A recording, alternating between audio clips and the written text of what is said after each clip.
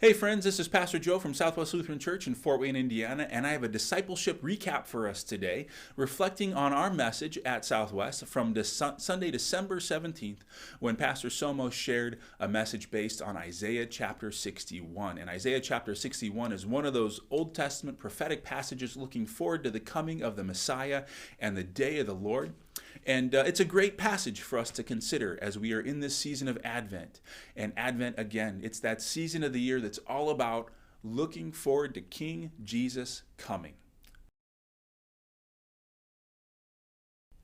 Whether we're thinking about the first time he came as baby Jesus, who would become King Jesus through his death and resurrection, or whether we're thinking about Jesus coming again on the last day to make all things new. We get to look forward during this time of Advent. And Pastor Somo said something that was really profound when I heard it. It's something I hadn't quite thought about in this way before, but he mentioned how thinking about Jesus' birth, when Jesus was born and when Jesus was just a year or two old, he was a threat to the kings of the world, and the kings of the world recognized it. We know this because we know the story of the wise men. The guys who saw a new star in the east, they followed the star to go find the new king who had been born. And so first they go to Jerusalem. They go to the current king Herod and ask him, hey, have you seen the new king? We've seen his star. We've come to worship him. And Herod says no. Herod is disturbed by this. And so he says to the wise men, go and find this boy, find this new king, and come back to me when you found him. Let me know where he is so I can worship him too. But of course, Herod does not have that in mind. He's going to kill this new king because he wants to have his own power solidified. He sees a new king as a threat. And so baby Jesus, just a toddler, no one would feel threatened by a toddler, but Herod does. And Jesus, just a year or two old, is a threat to the kings of the world. Why would baby Jesus be a threat to the kings of the world? Well, it's because, number one, kings like to hang on to their power. They don't like having other kings around. But more than that is the kind of kings they were. This is true both of the modern world and the ancient world. It tends to be, this is how human history works. There tends to be a few people with a lot of power, a lot of influence, who live very good lives, and a lot of people who don't have power, don't have strength, don't have influence, and they tend to suffer. Right? They tend to, the rich and powerful folks tend to keep themselves rich and powerful at the expense of those who are not rich and powerful. That's just kind of how things tend to work all around the world today and in the ancient world. But I'll tell you, it was even more so in the ancient world. And this is why when the prophet Isaiah is talking about a future coming king, a Messiah that would rescue the people of God, this is the way that Isaiah talks. Again, this is from Isaiah chapter 61, starting at verse 1.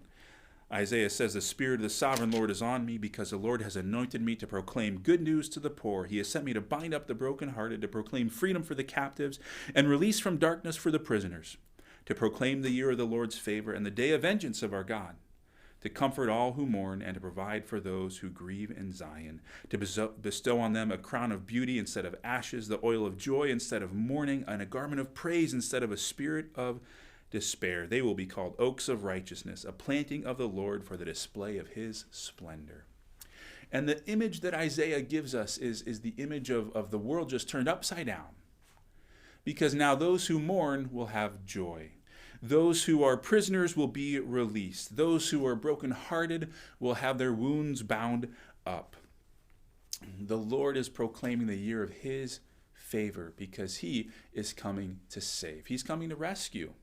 And just the way that the world works, that means that if the Lord is lifting up those who are weak, those who are downtrodden, those who are hurting, those who are captives, then that means those few at the top, like King Herod, who had depended on their power over the weak and the lowly to keep their own standard of living up, well, they're not going to have that anymore. This is why baby Jesus, even just a baby, was a threat to King Herod, because the Lord was coming to turn the world upside down through him. That's good news for you and me, right? Because we know that when Jesus turns the world upside down, he brings not just an improvement in physical conditions, although he did that for so many people, right? Jesus would heal. Jesus would include the outcasts. Jesus would raise the physical standard of living, you could call it, for so many people around him through the Lord's power, through his grace. But more than that, Jesus would bring us forgiveness. He would bring us new life, eternal life, through his own death on the cross and his resurrection. And when we talk about the good news this time of year, this Christmas season, we always need to connect the birth of Jesus to the death of Jesus and then to the second coming, the resurrection and the second coming of Jesus.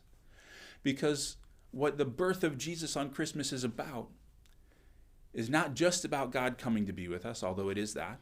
It's not just about God raising up the lowly, binding up the brokenhearted, releasing the captives, setting the prisoners free, although it is about that.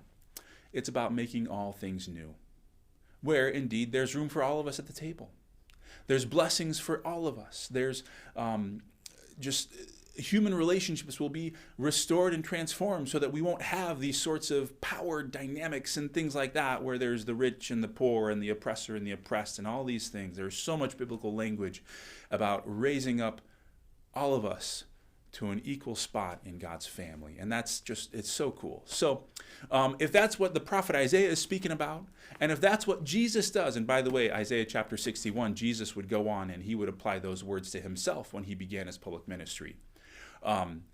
So if that's what Jesus is about, what's that mean for you and me? Well, what I would say is that this time of year, we often have a focus on things like generosity, caring for others. And I think that's very appropriate because that indeed is what Jesus came to do. And as we care for our neighbors, as we love them, we can let folks know that we love them because of Jesus, that we are new people living in a new kingdom where hopefully our priorities are a little different. And it's not just about the stuff we get. It's not just about my own standard of living. It's not just about, all of the worldly values. But it's about loving our neighbors as ourselves. And it's about receiving and sharing the love of God for all of us. So that's what I get from this passage. I'd love to hear what you have to say. What is Jesus saying to you through Isaiah chapter 61? And what are you going to do about it in your life? Feel free to throw those in the comments below. Let's have a conversation. So until next time, take care and God bless. Have a great day.